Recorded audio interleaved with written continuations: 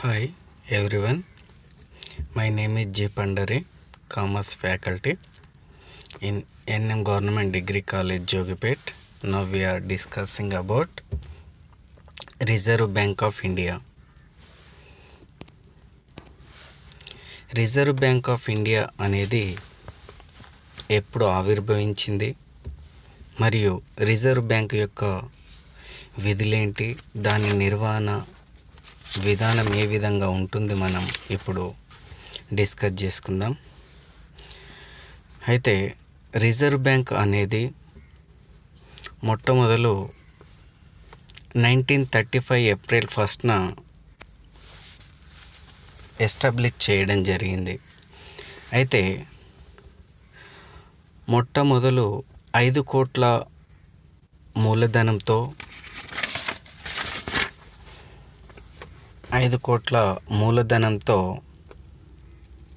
Hilton young commission సిఫార్సు మేరకు ఒక్కొక్క వాటా యొక్క విలువ 100 రూపాయల వాటా విలువతో ప్రైవేటు వ్యక్తులు నెలకొల్పడం జరిగింది. అయితే ఆ ప్రైవేటు వ్యక్తులు నెలకొల్పిన ఈ బ్యాంకు దాంట్లో ప్రభుత్వం యొక్క వాటా 2,20,000 నామమాత్రపు విలువతో కలకత్తాలో స్థాపించడం జరిగింది. అంటే ఇక్కడ ప్రైవేటు వ్యక్తుల సముదాయంతో 5 కోట్ల మూలధనంతో ఒక్కొక్క వాటా యొక్క విలువ 100 రూపాయలు. అలా 5 కోట్ల మూలధనంతో ఏప్రిల్ 1, 1935 లోపల కలకత్తా లోపల దీన్ని స్థాపించడం జరిగింది. ఆ ప్రైవేటు వ్యక్తుల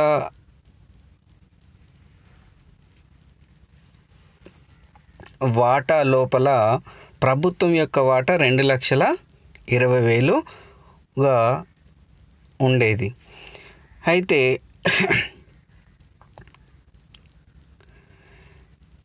ఈ బ్యాంక్ని తర్వాత 1937 లోపల ముంబై ప్రధాన కేంద్రంగా మార్చడం జరిగింది. తర్వాత దీన్ని పూర్తిగా ప్రభుత్వ బ్యాంకుగా 1948లో జాతీయం చేయడం జరిగింది. ఇది పూర్తిగా ప్రభుత్వ బ్యాంకుగా జనవరి 1, 1947 నుండి తమ యొక్క కార్యకలాపాలను 1949 నుండి పూర్తిగా ప్రభుత్వ బ్యాంకుగా రూపాంతరం చెందడం జరిగింది. అయితే ఇక్కడ మనం చూసుకున్నట్టయితే మరి ఈ యొక్క ఆర్బీఐ లోపల కేంద్ర బోర్డు, సెంట్రల్ బోర్డు 20 మంది సభ్యులతో కూడిన ఈ బోర్డు తమ యొక్క కార్యకలాపాలను కొనసాగించడం జరుగుతుంది. అందులో మనం చూసుకున్నట్టయితే ఒకరు గవర్నర్, 4 డిప్యూటీ గవర్నర్లు మరియు 10 మంది వివిధ రంగాలలో నైపుణ్యం చెందిన డైరెక్టర్సు, ఒకరు ప్రభుత్వం నుండి ఫైనాన్స్ శాఖ నుండి సెక్రటరీగా ఒక ప్రతినిధిని నియమించడం జరుగుతుంది. వారిని కనుక మనం చూసుకున్నట్టయితే ఇక్కడ governor and not more than 4 deputy governors appointed by central government. ఈ యొక్క ఒక గవర్నర్ని కేంద్ర ప్రభుత్వం నియమించడం జరుగుతుంది. ఇక్కడ ఆ డైరెక్టర్ని కనుక గవర్నర్ని కనుక చూసినట్టయితే ఇతడు ఫుల్ టైం ఆఫీసర్గా ఉండడం జరుగుతుంది. అయితే ఇతని యొక్క పదవీ కాలము 5 సంవత్సరాలు ఉంటుంది, లేదా 62 సంవత్సరాల ఏజీ అయ్యే వరకు ఉంటుంది. ఇతన్ని ఎలిజిబుల్ ఉంటే అతన్ని మళ్ళీ తిరిగి నియమించుకునే అధికారం కూడా ఉంటుంది. Term of office maximum of 5 years or till the age of 62 which is earlier, ఏది ముందు జరిగితే దానికి అనుకూలంగా ఉండడం జరుగుతుంది. Next, 4 directors nominated by central government, 1 from each of the local body, local boards. Term of office according to membership of local boards. అయితే ఇక్కడ 4 గవర్నర్లను డిప్యూటీ గవర్నర్లను సెంట్రల్ గవర్నమెంట్ నియమించడం జరుగుతుంది. అదేవిధంగా ఇక్కడ 10 మంది డైరెక్టర్స్ని నామినేట్ చేయడం జరుగుతుంది, వివిధ రంగాలలో ప్రావీణ్యం కలిగిన వ్యక్తులను. అయితే బిజినెస్లో కావచ్చు, ఇండస్ట్రీస్లో కావచ్చు, కోఆపరేటివ్ సెక్షన్లో కావచ్చు, ఫైనాన్స్ ఆర్థిక శాఖలలో కావచ్చు, ఎక్కడైనా కూడా ఏ రంగాలలోనైనా కూడా వారికి పూర్తి ప్రావీణ్యం కలిగిన వ్యక్తులను 10 మందిని నియమించడం జరుగుతుంది. ఈ 10 మంది యొక్క పదవి కాలం అనేది 4 సంవత్సరాలు ఉండడం జరుగుతుంది. వీరిని 4 సంవత్సరాల తర్వాత వీరిని తిరిగి అపాయింట్ కూడా చేయవచ్చు, లేదంటే వారి ప్లేస్లో కొత్త వారిని కూడా నియమించవచ్చు. నెక్స్ట్, ఆర్థిక శాఖ నుండి ఒక ప్రభుత్వ ప్రతినిధిని నియమించడం జరుగుతుంది. ఆ ప్రభుత్వ ప్రతినిధి తమ యొక్క సెంట్రల్ గవర్నమెంట్ యొక్క సెక్రటరీగా ఫైనాన్స్ డిపార్ట్మెంట్ నుండి ఇతన్ని నియమించి కార్యకలాపాలను కొనసాగించడం జరుగుతుంది. నిర్వహణను కనుక మనం బోర్డుని కనుక చూసినట్టయితే ఇది చెప్పవచ్చు.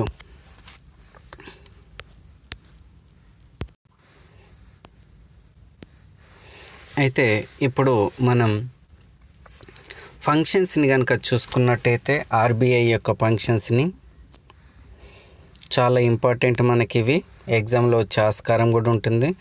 One of the main function of the central bank in any country is monetary management, regulation of the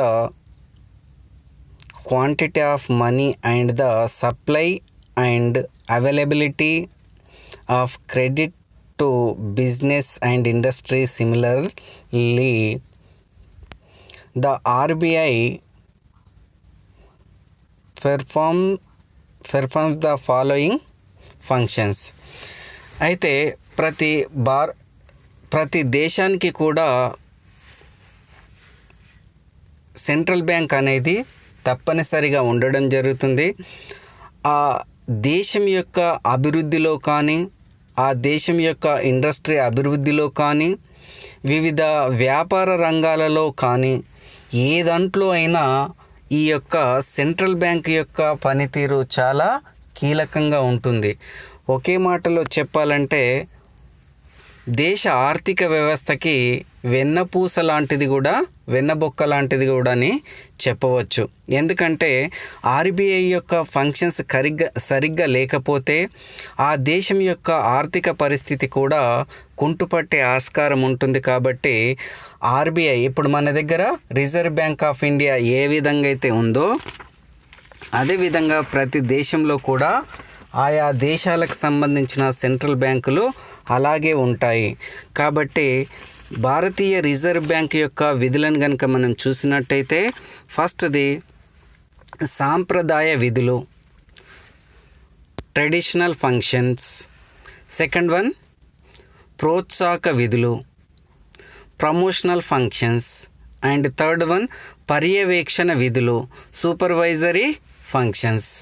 అంటే ఈ 3 రకాల విధులే కాకుండా ఇంకా చాలా బ్యాంకుగా కానీ,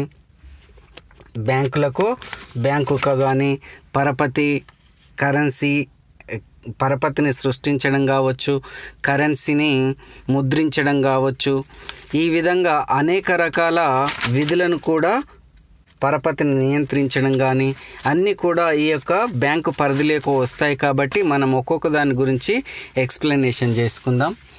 అయితే ఇక్కడ ట్రెడిషనల్ ఫంక్షన్. ట్రెడిషనల్ ఫంక్షన్ని కనుక మనం చూసినట్టయితే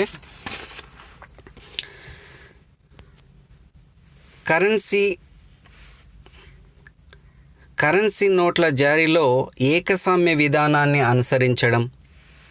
కరెన్సీ నోట్ల జారీలో ఏకస్వామ్య విధానాన్ని అనుసరించడం. Monopoly of currency notes issue. కేంద్ర రాష్ట్ర ప్రభుత్వాలకు బ్యాంకుగా వ్యవహరించడం. Bank to the government both or central or state. ప్రభుత్వానికి ప్రతినిధిగా వ్యవహరించడం. Agent and adviser to the government. Banker to the bankers. బ్యాంకులకు బ్యాంకర్గా వ్యవహరించడం. క్లియరింగ్ హౌస్గా పనిచేయడం. అప్పులు చేసే వ్యవస్థలో ఆఖరి ఆశ్రయ ఆధారంగా ఉండడం. ఎందుకంటే మనకు అప్పులు కావాలి అంటే దేశంలో చిట్ట చివరగా అప్పులను పొందడానికి ఒక ఆర్బీఐ మాత్రమే ఉంటుంది. మనం ఒక బ్యాంకుకి, ఆ బ్యాంకు తన పై బ్యాంకుకి, తన పై బ్యాంక్ ఇంకా తన పై బ్యాంకుకి వెళ్తూ ఉంటే దేశంలో ఈ సెంట్రల్ బ్యాంక్ ఒకటే చివరి అప్పు ఇచ్చే బ్యాంకుగా పెద్ద దిక్కుగా ఉండడం జరుగుతుంది. దానినే ఆఖరి ఆశ్రయ బ్యాంకుగా చెప్పడం జరుగుతుంది. నెక్స్ట్, విదేశీ మారక ద్రవ్యానికి సంరక్షకునిగా వ్యవహరించడం. ఇక్కడ custodian of the foreign exchange services అంటే విదేశీ మారకపు ద్రవ్యానికి సంరక్షకునిగా వ్యవహరించడం. అంతర్జాతీయ మార్కెట్లో దేశీయ కరెన్సీకి తగిన విలువలను కల్పించడం. మన దేశంలో ఎలా అయితే మార్కెట్లు ఉంటాయో అదేవిధంగా ప్రపంచవ్యాప్తంగా కూడా మన యొక్క మార్కెట్ యొక్క విలువను కాపాడడం, కరెన్సీ యొక్క విలువను కాపాడడం, రూపాయి విలువ పడిపోకుండా ఉండేందుకు అంతర్జాతీయ మార్కెట్లో ఆర్బీఐ తన యొక్క పాత్రను కీలకంగా పోషించడం జరుగుతుంది. అదేవిధంగా పరపతి సౌకర్యాలు కల్పించడంలో నియంత్రణాధికారిగా ఉండడం. పరపతి కల్పించడంలో నియంత్రణ అధికారిగా ఆర్బీఐ అనేది కొనసాగుతూ ఉంటుంది. కంట్రోలర్ ఆఫ్ ఫిక్సర్ అండ్ క్రెడిట్ ఇక్కడ ఆర్థిక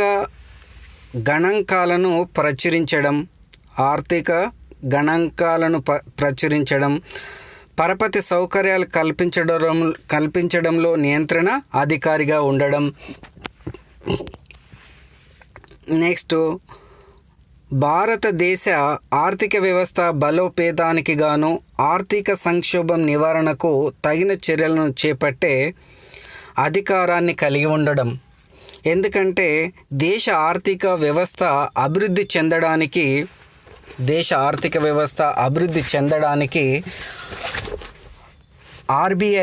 ఆర్బీఐ అనేది తమ యొక్క ఆర్థిక విధానాలను ఎప్పటికప్పుడు ప్రపంచ ఆర్థిక విధానాలతో అనుసంధానం చేసుకుంటూ తమ యొక్క ఆర్థిక మాంద్యం తన దేశం యొక్క ఆర్థిక పరిస్థితిని, ఆర్థిక మాంద్యాన్ని అరికట్టే విధంగా తమ యొక్క చర్యలను తీసుకునే అధికారం ఇది సాంప్రదాయక విధులుగా చెప్పవచ్చు, ట్రెజరీ ఫంక్షన్స్గా చెప్పవచ్చు. నెక్స్ట్, ప్రమోషనల్ ఫంక్షన్స్ని కనుక మనం చూసుకున్నట్టయితే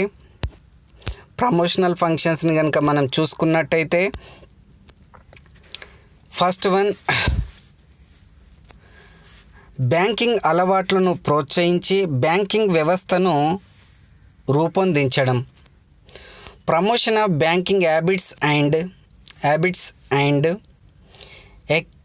ఎక్స్పెన్షన్ ఆఫ్ బ్యాంకింగ్ సిస్టమ్. అయితే బ్యాంకింగ్ వ్యవస్థ అభివృద్ధి చెందిన కొద్దీ తమ యొక్క ఆర్థిక వ్యవహారాలను కూడా ప్రజలకు అంటే సౌకర్యార్థంగా ఉండే విధంగా అలవాట్లలో మార్పులు తెస్తూ పేపర్ పైనే కాకుండా ఇప్పుడు మనకి ఏటీఎంలు కానీ టోకెన్ సిస్టమ్ కానీ ప్లస్ సౌకర్యార్థం మనకు ఏటీఎంలు కానీ క్రెడిట్ కార్డులు కానీ డెబిట్ కార్డులు కానీ ఇలాంటి ఏవైతే కస్టమర్స్ అంటే తన యొక్క దేశ ప్రజలకు సత్వరమే నగదు అందే విధంగా బ్యాంకులను సందర్శించకుండా బ్యాంక్ యొక్క సౌకర్యాలను పొందే విధంగా బ్యాంకుల యొక్క అలవాట్లలో మార్పులను చేస్తూ బ్యాంకింగ్ సిస్టాన్ని వ్యవస్థను పెంపొందింప చేసేది కూడా ఈ యొక్క ప్రమోషన్ ఏదైతే ప్రోత్సాహక విధులలో చెప్పుకోవచ్చు. నెక్స్ట్, ఎగుమతుల ప్రోత్సాహానికి ఆర్థిక సాయం సంస్థలకు సాయం చేయడం. ఎగుమతుల ప్రోత్సాహానికి ఆర్థిక సహాయ సంస్థలకు అయితే ఇక్కడ ఏవైతే ఎగుమతులను ప్రోత్సహించే సంస్థలు ఉంటాయో వాటికి ఆర్థిక సహాయాన్ని అందించడం. ఎందుకంటే ఇక్కడ ఎగుమతులు చేసే మన దేశం నుండి ఇతర దేశాలకు ఎగుమతి చేస్తున్నాము మనము అంటే విదేశీ కరెన్సీ మనకు వస్తుంది అని అర్థం. విదేశీ కరెన్సీ మనకు వస్తుందంటే విదేశీ డబ్బులు మన దేశంలోకి ప్రవహిస్తున్నాయంటే మనకు మన దేశ కరెన్సీ పెరుగుతుంది అని అర్థం. ఆ విధంగా ఏవైతే ఎగుమతులను ప్రోత్సహించే సంస్థలు ఉంటాయో వాటికి కరెన్సీని అందించి వాటికి ప్రోత్సాహకాలను అందించడం జరుగుతుంది. Provide refinance for export promotions export. అదేవిధంగా థర్డ్ వన్, నాబార్డు సంస్థ ద్వారా వ్యవసాయ పరపతులను పెంపొందించడం. నాబార్డు సంస్థ ఏదైతే ఉందో అది నాబార్డు సంస్థ ద్వారా వ్యవసాయ పరపతులు కొన్ని డైరెక్ట్గా వ్యవసాయానికి అందించడానికి ఫైనాన్షియల్ బ్యాంక్స్ చాలా ఉన్నాయి. ఫైనాన్షియల్ బ్యాంక్స్ అంటే ఇక్కడ ఇండస్ట్రియల్ పర్పస్లో మూలధనాలను చేకూర్చడానికి అనేక రకాల బ్యాంకులు మార్కెట్లో ఉన్నాయి. కానీ వ్యవసాయానికి సంబంధించిన పరపతులు అందించడానికి బ్యాంకులు లేకపోవడంతో నాబార్డు బ్యాంకుని 92లో ఏర్పాటు చేసి ఆ నాబార్డు బ్యాంకు ద్వారా వ్యవసాయానికి అవసరమైన పరపతులను రుణాలను అందించడానికి ఇది ప్రోత్సాహకాన్ని కల్పించడం జరిగింది. అదేవిధంగా నెక్స్ట్ ఫోర్త్ వన్, చిన్నతర సంస్థలకు తగిన సౌకర్యాలను విస్తృతపరచడం. చిన్నతర సంస్థలు ఏవైతే ఉన్నాయో వాటికి సౌకర్యాలను కల్పించి విస్తృతపరచడం. అంటే చిన్నతర పరిశ్రమలు, కుటీర పరిశ్రమలు అంటే చేతి వృత్తుల వారు, చేనేత పరిశ్రమలకి, వివిధ రకాల చిన్న తరహా పరిశ్రమలు ఏవైతే ఉన్నాయో ఇండివిజువల్గా తన యొక్క స్కిల్ తోటి తానే డెవలప్ చేసుకొని తానే ఆర్థిక అభివృద్ధి చెందే సంస్థలు, చిన్నతర సంస్థలకి అవసరమైన వాటికి రుణ సౌకర్యాన్ని కల్పించేది కూడా ప్రోత్సాహక విధిగానే చెప్పవచ్చు. నెక్స్ట్, హెల్పింగ్ కోఆపరేటివ్ సెక్టార్స్, సహకార రంగానికి సహాయాన్ని అందించడం. సహకార రంగాలు ఏవైతే ఉంటాయో ఈ యొక్క సహకార రంగాలకి తమకు తామే కొంతమంది కలిసి సహకార సంస్థలను ఏర్పాటు చేసుకొని ఆ యొక్క సహకార సంస్థలకు అనుకూలంగా సహాయాలను ప్రభుత్వం నుండి పొంది రుణాలను అందించడం జరుగుతుంది. సహకార రంగాలకు సహాయాన్ని అందించడం. అదేవిధంగా చట్టబద్ధ అంశాలను నిర్ధారించడం. ఏవైనా చట్టబద్ధమైన అంశాలు ఉంటే బ్యాంకింగ్ చట్టం ప్రకారం వాటిని ప్రతి బ్యాంకు అమలు చేసే విధంగా వాటిని నిర్ధారణ చేయడం. నెక్స్ట్ లాస్ట్, బ్యాంకింగ్ ప్రోత్సాహక విధులలో లాస్ట్ బ్యాంకింగ్ వ్యవహారాల్లో నూతన పద్ధతులను కల్పించడం, ఇంకా ఏవైనా నూతన పద్ధతులు ఇతర దేశాలలో ఏ విధంగా ఈ యొక్క ఆర్థిక వ్యవస్థలు, అదేవిధంగా సెంట్రల్ బ్యాంకులు ఏ విధమైన కార్యకలాపాలను తమ యొక్క దేశ అభివృద్ధి గురించి అనుసరిస్తున్నాయో అదేవిధంగా ఈ యొక్క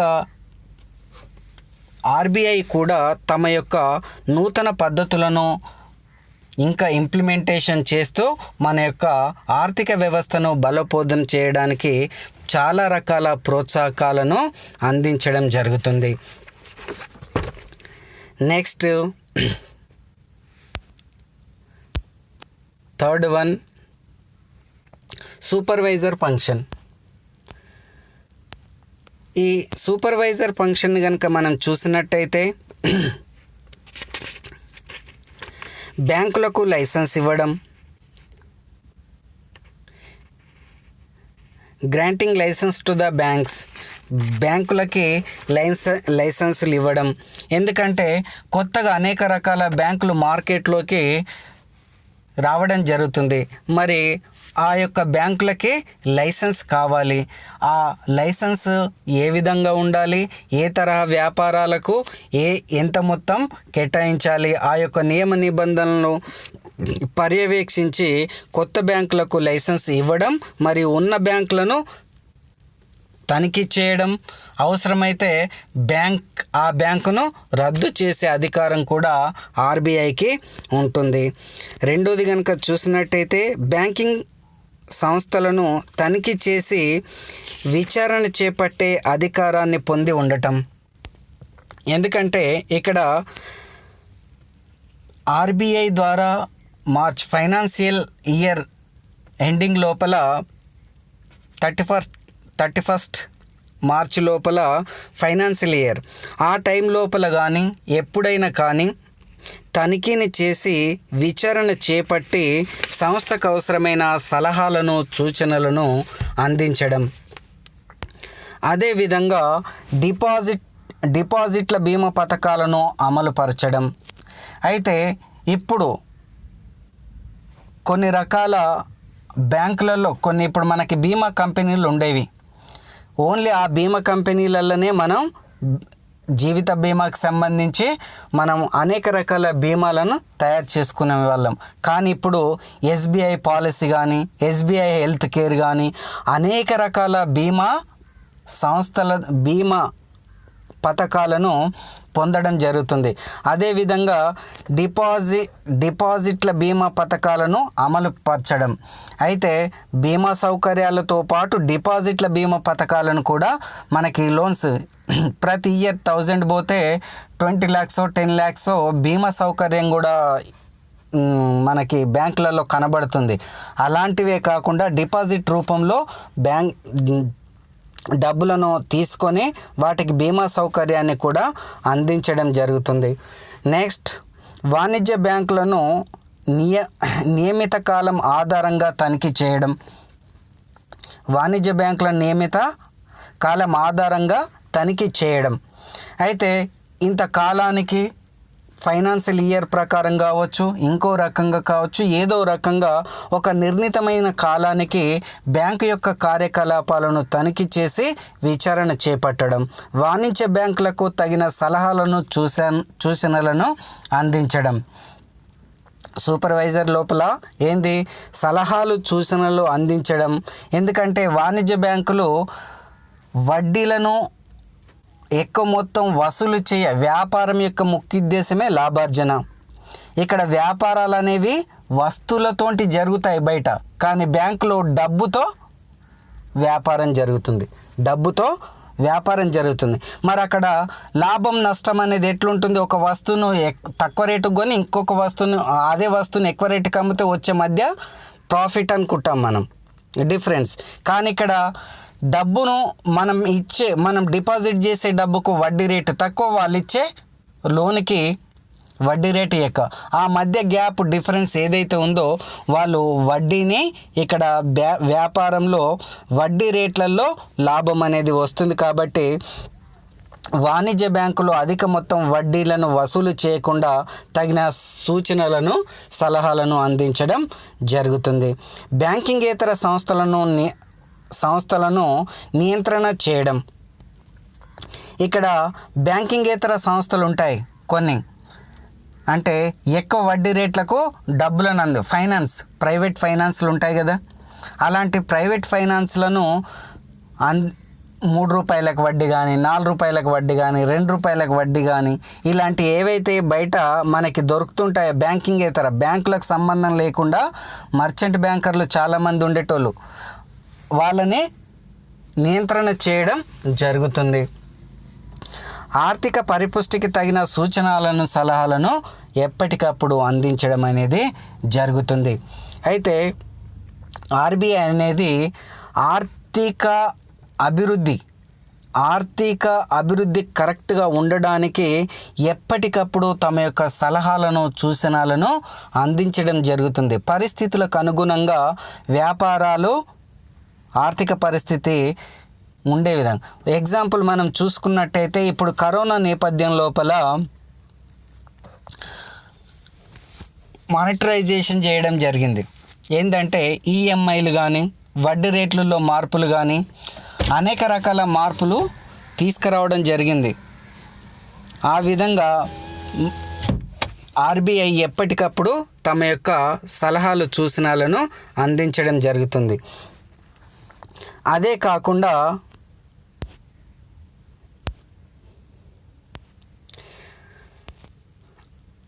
ఇవే కాకుండా మనం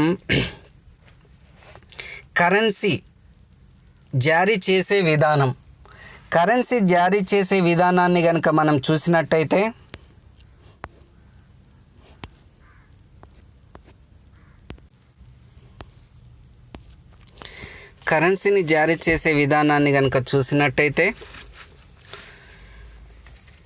ఆర్బీఐ చట్టం ప్రకారం సెక్షన్ 22 ప్రకారం కరెన్సీ నోట్లను జారీ చేసే అధికారం పూర్తిగా ఆర్బీఐకే ఉండడం జరుగుతుంది.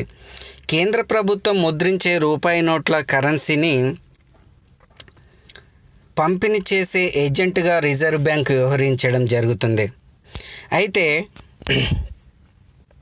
ఆర్బీఐ విభాగం లోపల ఒక ప్రత్యేకమైన విభాగం ఈ నోట్ల జారీకి సంబంధించి ఉండడం జరుగుతుంది.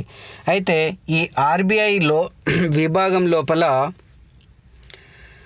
2/5 వంతు, 2/5 వంతు బంగారు నాణ్యాలు, బిస్కెట్లు అంటే 40 కోట్ల రూపాయల విలువ కల ఆస్తులను నిల్వ చేయవలసి ఉంటుంది. 2/5 వంతు మనం కరెన్సీని కనుక ముద్రించాలి ఇప్పుడు అని అనుకుంటే ఫస్ట్ మనం ఏం చేయాలి? 2/5 వంతు మొత్తానికి సంబంధించిన బంగారు నాణ్యాలు, బంగారు బిస్కెట్లను 40% అవుతుంది కదా, 40 కోట్లు, 100 కోట్లు అనుకుంటే, ఎగ్జాంపుల్ 100 కోట్లు అనుకుంటే 2/5 అంటే 40 కోట్ల రూపాయలకు తగ్గకుండా బంగారం నిల్వ అనేది ఉంచాలి. మరి మిగిలిన 60% 3/5 ఏముండాలి? ప్రభుత్వ సెక్యూరిటీలు ఏవైతే ఉంటాయో, బిల్లులు కావచ్చు, ప్రామిసర్ నోట్లు కావచ్చు, వివిధ రకాల వాటాలు అవి ఉండవలెను. అదేవిధంగా ఈ నియమం అనేది మనకి రెండో ప్రపంచ యుద్ధ కాలం తర్వాత మారడం జరిగింది. ఎందుకంటే రెండో ప్రపంచ యుద్ధం తర్వాత ఆ నిబంధనను 1957 లోపల మార్చి 100 కోట్లు అనుకున్నాం కదా, ఇప్పుడు 100 కోట్లు కాదు, 200 కోట్ల విలువగల మొత్తంలో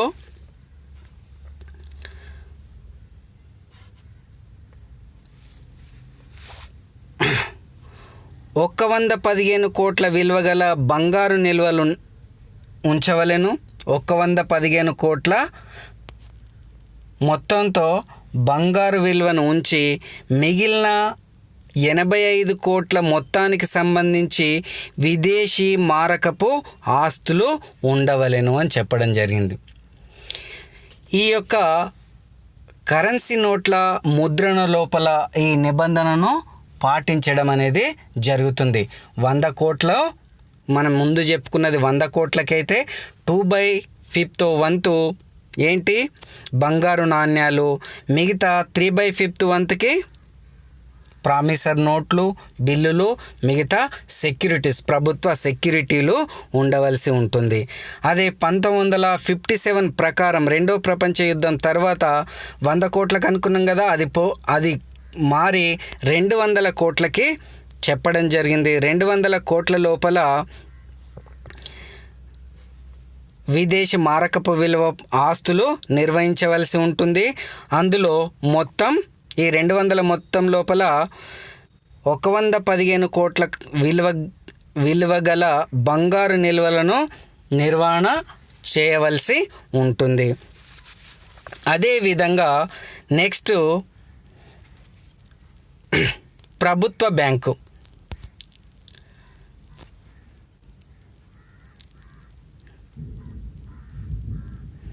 ప్రభుత్వ బ్యాంకు ఈ యొక్క గవర్నమెంట్ బ్యాంకుగా మనం చూసినట్టయితే భారతీయ రిజర్వ్ బ్యాంక్ కనుక మనం చూసినట్టయితే ఇది కేంద్ర రాష్ట్ర ప్రభుత్వాల ఏజెంట్గా వ్యవహరించడం జరుగుతుంది. కేంద్ర రాష్ట్ర ప్రభుత్వాలకి ఏజెంట్గా వ్యవహరించడం జరుగుతుంది. సలహాలు సూచనలను అందించడం జరుగుతుంది. ప్రభుత్వానికి సంబంధించిన వ్యాపార వ్యవహారాల విషయంలో, వసూలు చెల్లింపుల విషయంలో వడ్డీ ప్రమేయం లేకుండా తన యొక్క కార్యకలాపాలను కొనసాగించడం జరుగుతుంది. కేంద్ర ప్రభుత్వం వ్యవహరించే కార్యకలాపాలలో, వ్యాపారాలలో వడ్డీతో ప్రమేయం లేకుండా తమ యొక్క కార్యకలాపాలను, తమ యొక్క సేవలను అందించడం జరుగుతుంది. ఎప్పుడైనా ప్రభుత్వానికి అవసరమైతే 90 రోజులకు సరిపడా ఆర్థిక సహాయాన్ని అందించే విధంగా ఈ యొక్క తమ యొక్క కార్యకలాపాలను కొనసాగించడం జరుగుతుంది. ఈ బ్యాంక్ ప్రభుత్వానికి 90 రోజులకు సరిపడా 90 రోజుల కాలపరిమితితో ఆర్థికపరమైన సహాయాన్ని అందించడం జరుగుతుంది. కేవలం ప్రభుత్వానికే కాకుండా స్థానిక సంస్థలకు కూడా తగిన సౌకర్యాలను అందించడం అనేది ఈ కేంద్ర బ్యాంక్ చేయడం జరుగుతుంది. నెక్స్ట్ విధిని కనుక మనం చూసినట్టయితే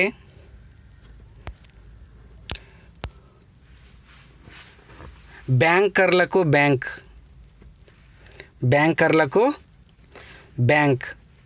మరి బ్యాంకర్లకు బ్యాంకుగా ఎలా చెప్పడం జరుగుతుంది?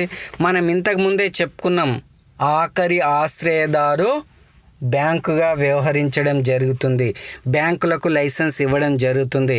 బ్యాంకులను తనిఖీ చేయడం జరుగుతుందని చెప్పుకోవడం జరిగింది కదా. మరి అదేవిధంగా ఇక్కడ వాణిజ్య బ్యాంకులు నిర్వహించే చట్టపరమైన ద్రవ్య నిష్పత్తికి, నగదు నిల్వల నిష్పత్తికి మార్గదర్శకాలను నిర్వహించడం జరుగుతుంది. వాణిజ్య బ్యాంకులు నిర్వహించే చట్టపరమైన ద్రవ్యత్వానికి అంటే నగదు రేషియోకి, నగదు మరియు ద్రవ్యత్వ నిష్పత్తులకి మార్గదర్శకాలను నిర్దేశించి ద్రవ్యత్వ విషయంలో సంక్షోభం నివారించేందుకు గాను అవసరమైన చర్యలన్నిటినీ ఈ యొక్క బ్యాంకు తమ యొక్క కార్యకలాపాల్లో భాగంగా బ్యాంకులకు బ్యాంకుగా వ్యవహరించడం జరుగుతుంది. బ్యాంకర్లకు బ్యాంకుగా వ్యవహరించడం జరుగుతుంది. అయితే ఇక్కడ దేశ ఆర్థిక పరిపుష్టికి బ్యాంకులకు తగిన ఆర్థిక సాయం అందించడంతో వాటి ద్వారా ఖాతాదారులకు విస్తృత స్థాయిలో రుణాలు మంజూరు చేసే అవకాశం ఉంటుంది. వాణిజ్య సహకార బ్యాంకులను నియంత్రించేందుకు గాను ఈ క్రింది అధికారాలను రిజర్వ్ బ్యాంకుకు ఇవ్వడమైనది. అయితే ఇక్కడ వాణిజ్య బ్యాంకులను నియంత్రించడానికి కేంద్ర ప్రభుత్వం ఆర్బీఐకి ఈ క్రిందనియబడిన నియంత్రణ అధికారాలను కలిగి ఉంది. నూతన బ్యాంకింగ్ సంస్థలను నెలకొల్పడానికి, ఉన్న బ్యాంకులకు శాఖలను విస్తృతపరచడానికి ఆర్బీఐకి అధికారం ఉంది. ఎందుకంటే నూతన బ్యాంకులు నెలకొల్పాలనుకున్న ఉన్న బ్యాంకులను బ్రాంచీలుగా ఒక ప్రాంతం నుండి ఇంకొక ప్రాంతంలో తమ యొక్క బ్రాంచెస్ని నెలకొల్పడానికి కూడా ఆర్బీఐ తమ యొక్క కార్యకలాపాల్లో వాటికి అనుమతులను మంజూరు చేయడం జరుగుతుంది. నెక్స్ట్, చెల్లింపు మూలధనం, నిధుల నిర్వహణకు అవసరమైన కనీస నియమ నిబంధనలను పాటించడం, బ్యాంకులు నిర్వహించవలసిన నగదు నిల్వలు, ద్రవ్యత్వ నిల్వలను నిర్వహణకు తగిన మార్గదర్శక సూత్రాలను రూపొందించడం. అయితే తమ యొక్క నగదు మొత్తం లోపల ఎంత మొత్తం ద్రవ్యత్వాన్ని బ్యాంకులు కలిగి ఉండవలను, ఎంత మొత్తం నగదును నిల్వ చేసుకొని మిగతా మొత్తాన్ని రుణాల రూపంలో ఇతరులకు అందించవలెను అనే నియమ నిబంధనలను కూడా ఆర్బీఐ నిర్ణయించడం జరుగుతుంది. కొత్త బ్యాంకుల స్థాపన, శాఖల విస్తరణలో అనుసరించవలసిన నియమ నిబంధనలను రూపొందించడం. కొత్త శాఖలను విస్తరించబడుతున్న శాఖలు ఏవైతే ఉంటాయో అవి అనుసరించవలసిన నియమాలను, నిబంధనలను తప్పనిసరిగా పాటించవలసి ఉంటుంది. బ్యాంకింగ్ సంస్థలో జరిగే మోసాలు, కుంభకోణాలు తక్షణమే పరిశోధించి సకాలంలో చర్యలు తీసుకోవడం. ఇక్కడ కొన్ని బ్యాంకులలో మోసాలు, కుంభకోణాలు, కొత్త బ్యాంకులు, లిస్టులలో లేని బ్యాంకులు కూడా మనకి కనబడుతూ ఉంటాయి. అలాంటి బ్యాంకులున్న బ్యాంకులలో కుంభకోణాలు జరిగిన వాటికి సంబంధించిన అంశాలలో తక్షణమే చర్యలు తీసుకొని సత్వర పరీక్షను తక్షణ పరిష్కారాన్ని కనుక్కొని వాటికి కస్టమర్లు అంటే ఏ బ్యాంకులో అయినా మనం ఇంట్లో కంటే బ్యాంకును ఎక్కువ నమ్మడం జరుగుతుంది. ఇంట్లో డబ్బులు పెడితే ఎవరైనా ఎత్తుకుపోతారేమో కానీ బ్యాంకులలో పెట్టేస్తే సేఫ్గా ఉంటుంది అనుకుంటున్నాం. మరి అలాంటి బ్యాంకు లోపలనే మనకు మోసాలు, కుంభకోణాలు జరిగితే మన యొక్క పరిస్థితి ఏంటి? మనం ఒక్కరమే కాదు, ఈ విధంగా దేశవ్యాప్తంగా ఎగ్జాంపుల్ తీసుకుంటే ఎస్బీఐ కావచ్చు, డిహెచ్ఎఫ్ఎల్ కావచ్చు, ఐసిఐసిఐ కావచ్చు, ఎన్ని బ్యాంకులల్లో ఎన్ని కోట్ల మంది కస్టమర్లు ఉన్నారు అంటే వీళ్ళందరూ అంత నమ్మకంగా ఉన్నారంటే అంత నమ్మకమైన కార్యకలాపాలను ఆర్బీఐ మనకు అందిస్తుందని అర్థం. మోసాలను కూడా తాను తీరుస్తుంది, తాను మోసాలను కూడా అరికడుతుందని మనం గుర్తించవచ్చు. ప్రైవేటు బ్యాంకుల చైర్మన్, ప్రధాన కార్యనిర్వహణాధికారి నియామకాలలో, పునర్నియామకాలలో, తొలగింపు విషయంలో తీసుకోవాల్సిన చట్టపరమైన అధికారాలను కూడా బ్యాంకుకి ఇవ్వడం జరుగుతుంది. ప్రైవేటు బ్యాంకుల యొక్క చైర్మన్ కావచ్చు, ప్రధాన కార్యనిర్వహణాధికారిని కావచ్చు, వీరిని యొక్క పునర్నియామకాల లోపల కూడా తీసుకునే చట్టపరమైన ఆంక్షలను ఈ యొక్క బ్యాంకు కలిగి ఉండడం జరుగుతుంది. నెక్స్ట్, పరపతి నియంత్రణ. పరపతి నియంత్రణ అనేది మనం చూసుకున్నట్టయితే చాలా ఇంపార్టెంట్. ఇది పరపతి నియంత్రణ మనకి 4 మార్క్స్కి అడిగే ఆస్కారం ఉంటుంది. ఇక్కడ ఈ పరపతి నియంత్రణ లోపల పరపతి నియంత్రణను రెండు రకాలుగా వర్గీకరించవచ్చు. అది మొదటిది ధనాత్మక పద్ధతి, రెండోది గుణాత్మక పద్ధతి. ధనాత్మక పద్ధతి, గుణాత్మక పద్ధతి. ఇక్కడ ధనాత్మక పద్ధతిలో కనుక మనం చూసినట్టయితే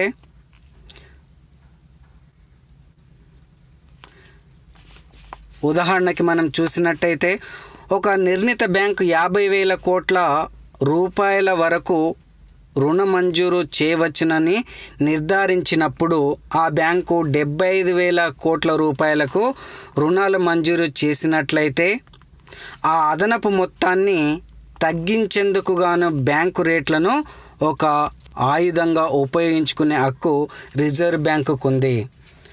తద్వారా అధిక మొత్తంలో వాణిజ్య బ్యాంకు అందించే రుణ సౌకర్యాల మొత్తాన్ని కుదించవచ్చును. ఎందుకంటే ఏదైతే ప్రైవేట్ బ్యాంక్స్కి ఇంతకంటే ఎక్కువ రుణాలను మీరు మంజూరు చేయకూడదు అని కనుక నిబంధన ఉంటే అంత మొత్తాన్ని మాత్రమే రుణాలను మంజూరు చేయాలి. అంతకంటే ఎక్కువ కనుక చేస్తే దాన్ని కుదించే ఆస్కారం ఉంటుంది. ఎందుకంటే ఇప్పుడు డిహెచ్ఎఫ్ఎల్ అలాగే చేస్తున్నారు. హౌసింగ్ ఫైనాన్స్ వాళ్ళు ఉన్నారు కదా, వాళ్ళు ప్రస్తుతం మార్కెట్లో వాళ్ళ లిమిట్ కంటే ఎక్కువ ఇచ్చిరట. కాబట్టి ఆ మిగతా మొత్తాలను వాళ్ళు ఇవ్వడానికి వీలు లేదని చెప్పేసి సమ్ రూల్స్ ద్వారా డిహెచ్ఎఫ్ఎల్ వాళ్ళు ఇప్పుడు లోన్స్ మంజూరు చేయడం లేదు. ఆ విధంగా తమ యొక్క మంజూరు నియమ నిబంధనలను పాటించవలసి ఉంటుంది. అదేవిధంగా గుణాత్మక పద్ధతిని కనుక మనం చూసినట్టయితే ఒక నిర్దిష్ట పరిశ్రమ లేదా వ్యాపారాన్ని ప్రోత్సహించడం లేదా నియంత్రించడం రిజర్వ్ బ్యాంకు యొక్క హక్కుగా ఉంది. ఈ మధ్యవర్తులు దాలరీలు పెద్ద మొత్తంలో సరుకుల నిల్వ చేసి వ్యక్తుల వల్ల ద్రవ్యోల్బణం పెరుగుతుందని గ్రహించినట్లయితే అలాంటి వ్యక్తుల వాణిజ్య సంస్థలు అందించే రుణ సౌకర్యాలను నియంత్రించే అధికారం ఉంటుంది. ఎందుకంటే ఇక్కడ వాళ్ళు చేసే మోసాలు కావచ్చు. మోసాలు అంటే ఎక్కువ మొత్తం సర్వీస్ ఇచ్చి ఎక్కువ మొత్తం రుణాలను అందించడం అన్నమాట. అంటే ఇక్కడ ఈ పద్ధతి లోపల ధనాత్మక పద్ధతిలో అనుసరించే చర్యలు ఈ క్రింది విధంగా ఉన్నాయి. బ్యాంకు రేట్లు,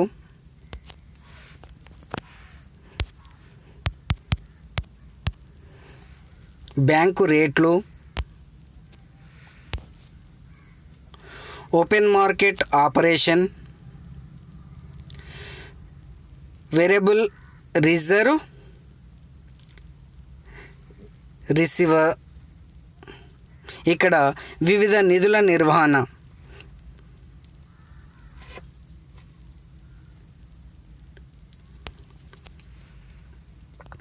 ఇక్కడ బ్యాంకు రేట్లు ఎలా ఉండాలి, ఎంత వసూలు చేయాలి, ఎంత తిరిగి డిస్కౌంట్ ఇవ్వాలి. ఈ రేట్లలో కూడా బ్యాంకులో అనేక నిర్వహణ, బ్యాంకు రేట్లలో వివిధ బ్యాంకులలో వివిధ రకమైన వడ్డీ రేట్లు ఉండడం జరుగుతుంది. ఎందుకంటే ఎస్బీఐలో ఒక రేట్ ఉంటుంది, నెక్స్ట్ ఐసిఐసిఐలో ఒక రకంగా ఉంటుంది, హెచ్డిఎఫ్సిలో ఒక రకంగా ఉంటుంది, డిహెచ్ఎఫ్ఎల్లో ఒక రకంగా ఉంటుంది. అనేక రకాల బ్యాంకులలో అనేక రకాల వడ్డీ రేట్లు ఉండడం జరుగుతుంది. కాబట్టి ఈ వడ్డీ రేట్లలో నియమ నిబంధనలను విధించడం జరుగుతుంది. ఇలాంటి విధులే కాకుండా ఇంకా అనేక రకాల విధులను ఈ యొక్క ఆర్బీఐ అనేది మనకు అందించడం జరుగుతుంది. కాబట్టి నెక్స్ట్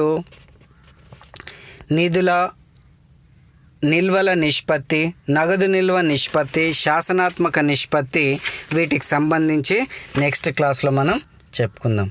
థ్యాంక్ యూ.